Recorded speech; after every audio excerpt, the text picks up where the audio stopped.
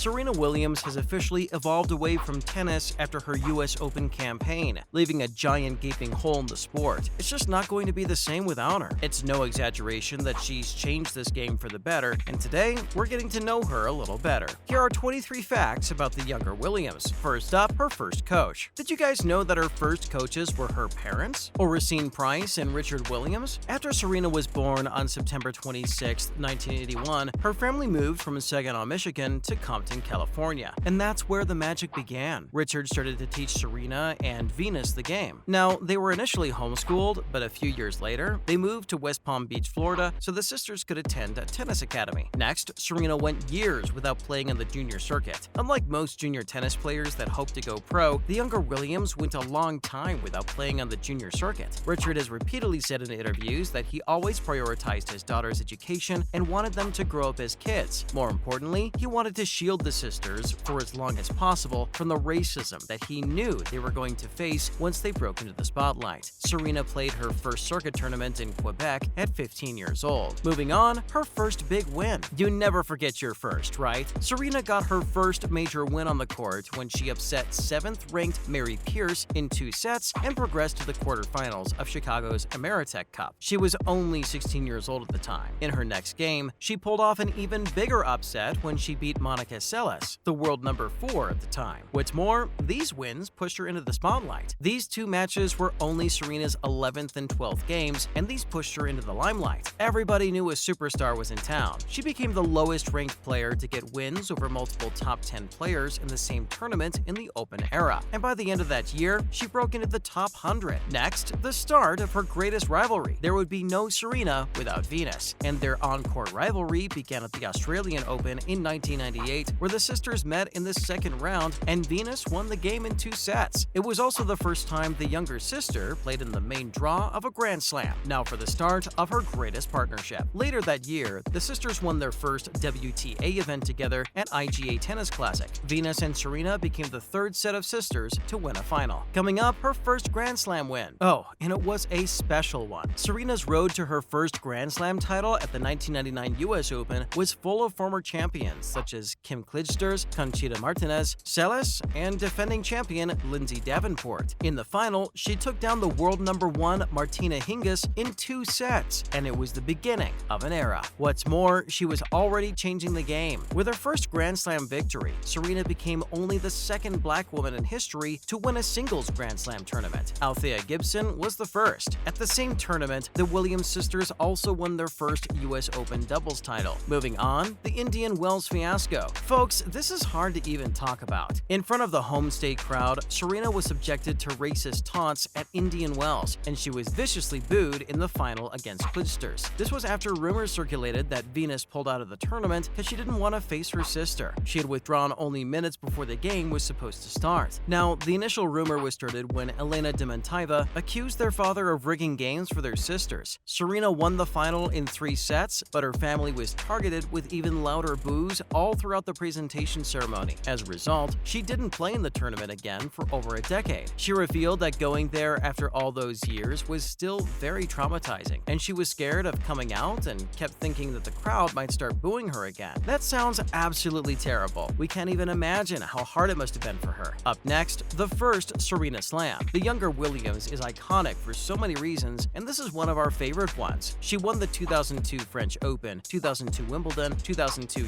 US Open, and the 2003 Australian Open to bring up her first Serena Slam, when she held the title at all 4 majors at once. And this was also the start of expecting just the very best from the superstar. Coming up, the Golden Slam. With their wins at the 1999 French Open, 1999 US Open, 2000 Wimbledon, and 2001 Australian Open, and their 2000 Olympics gold medal, the Williams achieved a career Golden Slam in women's doubles early into their careers. And once Serena won a singles gold medal at the 2012 London Olympic Games, she became the first and only tennis player to claim a career Golden Slam in both singles and doubles tournaments. There's just no one quite like her. Up next, this incredible statistic. Serena and Venus are unbeaten in Grand Slam doubles finals. With 14 titles, the sisters have won the Australian Open 4 times, Roland Garros 2 times, Wimbledon 6 times, and the US Open 2 times. It's unlikely we'll ever see anything like this again. Next, history outside tennis. Did you know the Williams sisters own own 0.05% of the Miami Dolphins. That's right, for around 13 years, and they were the first black women to hold an ownership stake in a franchise. Moving on, the 2015 US Open. Going into the tournament, Serena was eyeing another record, the Calendar Slam. Only 5 other players in history have achieved this feat, but an unranked Italian, Roberta Vinci, beat her in the semifinals that year. Up next, the meeting with the love of her life. The American superstar met her husband, Alexis Ohanian, while she was discussing investments. That was their first conversation. She said she was always fascinated with tech, so it's kind of poetic that she married somebody who literally founded one of the most popular platforms in the world, Reddit. Next, what's her favorite city? Serena has said that her favorite city is Rome, and that makes her meet cute with her husband even cuter, as reports have suggested that the couple met at the Hotel Cavalieri Hilton in the Italian capital. Now for Serena's greatest miracle. She won a Grand Slam while she was pregnant. So the public didn't know this at the time, but when the 23-time Grand Slam champion won the Australian Open 5 years ago, she was 8 weeks pregnant with her daughter, Olympia. And that's the greatest thing to ever happen on a tennis court. Next time somebody argues with you, remind them of this record. Who else has done this? What's more, she came back after that. Serena Williams almost died giving birth to her daughter. She had a C-section, after which she completely lost feeling in her legs, and the pain kept getting worse. The American has revealed that she thought she was going to die, but a few months later, she was back on the court. She played through postpartum depression, she played while she was breastfeeding, and she was playing on the top level. Serena Williams is the greatest of all time. Pass it on. Oh, and it's not the first time she's done it. In 2011, the megastar found out that she had blood clots in both lungs, and that's super dangerous. A lot of people die from that.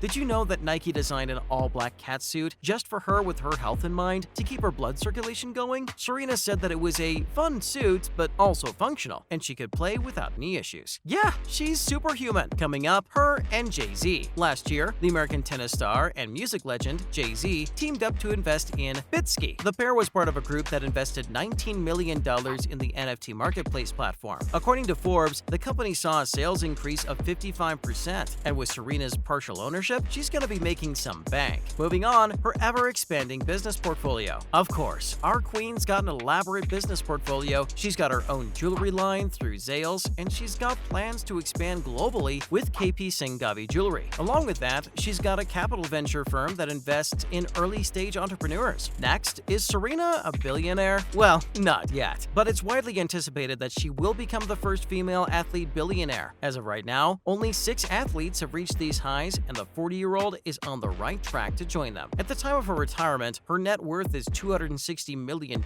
and given all her investments, we have no doubt she'll be part of the billionaire club. She joined Tiger Woods and LeBron James as the only black athletes to reach this milestone. Finally, it was always meant to be. Serena once said that her whole life had always been tennis. She revealed that her dad says she picked up a racket when she was 3 years old, but she just knows it was even earlier. She mentioned that she has a picture of Venus pushing her in a stroller on a tennis court, and she couldn't have been more than 18 months old. Well, that makes sense. We can't imagine the game without her. That's a wrap for this video. What do you think is the most incredible thing about Serena Williams? Let us know in the comments below. Make sure to give this video a thumbs up and subscribe to our channel for more videos like this. See you in the next one.